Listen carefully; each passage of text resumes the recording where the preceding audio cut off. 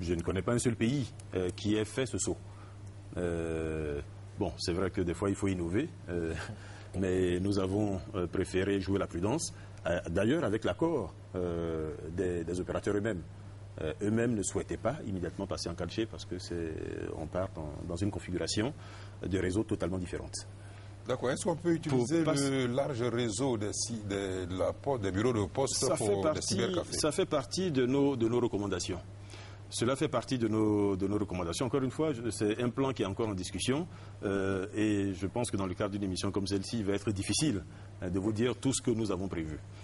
Mais nous avons effectivement dans notre plan la possibilité de faire en sorte que nos bureaux de poste soient des cybercafés. Je pense que nous avons besoin là aussi de diffuser, de vulgariser l'Internet.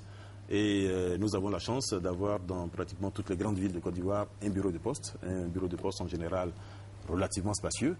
Nous pouvons donc fournir ce service-là. À condition que ce bureau de poste soit ouvert, je vais à la dernière question. Est-ce que pour Bondoukou, l'agent de Bondoukou pourrait voir le jour?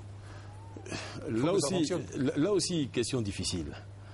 Quand vous n'avez pas d'argent, que vous êtes endetté, que vous avez un chiffre d'affaires qui est en deçà de votre charge salariale, comment est-ce que vous faites? Vous voyez, nous sommes au niveau de la Poste devant une équation qui est extrêmement difficile. J'allais dire, on met un chômage technique, mais... La seule conviction que nous avons, est qu'il faut relancer cette activité. Et que nous avons les moyens de relancer cette activité. Si l'actionnaire État de Côte d'Ivoire décide de faire ce qu'il faut. Vous mettre à disposition 30 milliards.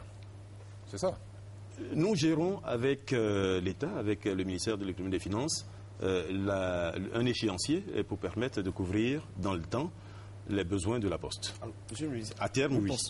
Vous pensez l'État peut vous donner combien pour démarrer déjà? Parce qu'il faut véritablement que les activités reprennent. Vous m'imposez vraiment une présentation complète de ce plan. Ce que je veux éviter, attendons que nous y ayons travaillé au niveau du gouvernement, attendons que ce plan ait été adopté officiellement au niveau du gouvernement et je suis tout à fait disposé à vous en reparler dès que cela est fait. Le partenariat annoncé poste sous-préfecture et préfecture? Oui, c'est un projet qui rentre dans le troisième pilier dont j'ai parlé tout à l'heure de la poste numérique, où nous avons besoin de développer des services. Et en l'occurrence ici, il s'agit de services pouvant aider les populations, des services en faveur des populations. Aujourd'hui, pour faire un acte de naissance, pour faire établir un acte de naissance, vous avez besoin de vous déplacer, d'aller dans la sous-préfecture de naissance, de faire une demande, de revenir, de repartir quelques jours après prendre votre document. Et aujourd'hui, la Poste a proposé de se mettre en interface entre les états civils et les demandeurs. C'est quelque chose qui est relativement facile à faire. Il faudra juste une sécurisation de l'accès au fichier d'état civil, ce qui est totalement compréhensible pour éviter qu'il y ait des actes malveillants. Mais une fois cette sécurisation faite, une fois les équipements mis en place, la Poste est tout à fait en mesure donc d'aider les demandeurs via un clavier et un écran à faire la demande qui atterrit directement dans la préfecture, dans la sous-préfecture, dans la mairie concernée. Une fois que que le document est établi, il est mis dans une enveloppe et la Poste se charge en ce moment de le transmettre physiquement aux demandeurs. Donc c'est quelque chose qui est totalement possible, sur lequel nous travaillons avec les services concernés. Avec le ministère de l'Intérieur. Avec le ministère de l'Intérieur notamment. Bon, 25 000 francs payés après avoir reçu un téléphone portable de son parent. Ces 25 000 francs, je peux vous le dire avec certitude, ne sont pas entrés dans les caisses de la Poste. Maintenant, dans les bureaux de poste, dans les bureaux qui reçoivent des colis, souvent, il y a des agents de douane, il y a des opérations de dédouanement des matériels qui sont importés et qui passent par la poste. Donc il n'est pas impossible que ces 25 000 francs aient représenté effectivement les droits de douane sur ce matériel-là. Mais certainement pas, parce que dans l'activité postale, il y a effectivement un fonctionnement qui est universel. Et ce fonctionnement est que celui qui paye pour l'acheminement est celui qui expédie. Pas celui qui ne reçoit pas le réception, celui qui reçoit. A priori, non. D'accord. Si vous le voulez bien, nous allons aborder maintenant la deuxième partie, c'est-à-dire la partie consacrée aux télécoms, aux technologies de l'information et de la communication. Et je voudrais une question d'actualité.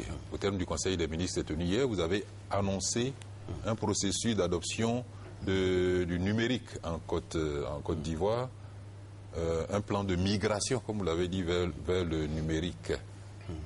En quoi cela consiste-t-il? Et puis, d'abord, un peu en mots assez simples, pas comme tout à l'heure avec les data et tout ça. Dites-nous, le numérique, qu'est-ce que c'est, quoi?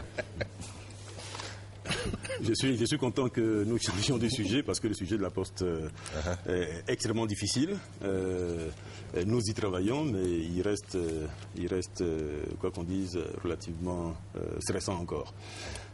Maintenant, sur l'activité TIC, le numérique est une technologie qui est venue après ce qui avait existé jusqu'à maintenant, qui était l'analogique.